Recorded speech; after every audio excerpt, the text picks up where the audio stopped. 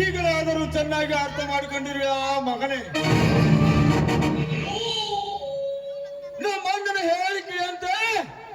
ಮುಂದುವರಿಯಿತು ನನ್ನ ಕಪಟ ನಾಟಕ. ಎಂದು ನನ್ನಿಂದ ನಿನ್ನ ತಂಗಿ ಜ್ಯೋತಿಯನ್ನು ದೂರ ಮಾಡಿ ಆ ಹುಲಿಯನ ಪಕ್ಕಕ್ಕೆ ಸೇರಿಸಿದೆಯೋ, ಅಂದಿನಿಂದಲೇ ನಿನ್ನ ನೇತ್ರಿಯ ಮೇಲೆ ಹೊಯ್ದಾಡುತ್ತಿದ್ದ ಈ ನನ್ನ ಕತ್ತಿ ನಿನ್ನ ಆಸ್ತಿ ಕದಿಯುವ ಸೇಡು.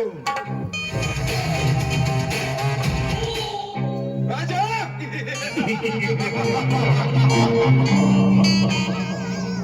ನಿನ್ನ ಅಳಿಯನಿಗೆ ಹಣದ ಆಸೆಯನ್ನು ಹಚ್ಚಿ ನಿನ್ನ ಹೊಲದಲ್ಲಿಯ ಆಯಿಲ್ ಮಿಲ್ಲನ್ನು ತೆರೆಯಲು ಅನುಮತಿಯನ್ನು ಕೊಟ್ಟು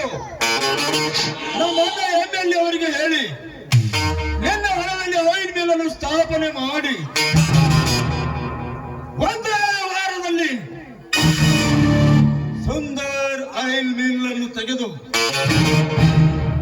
MLA ಜೈರಾಜ್ ಆಯಿಲ್ ಮಿಲ್ ಎಂದು ಸ್ಥಾಪನೆ ಮಾಡದಿದ್ದರೆ ನಮ್ಮ ಹೆಸರು ಈ ಸೂರ್ಯಚಂದ್ರ ವಹಿಸಲಾಗದ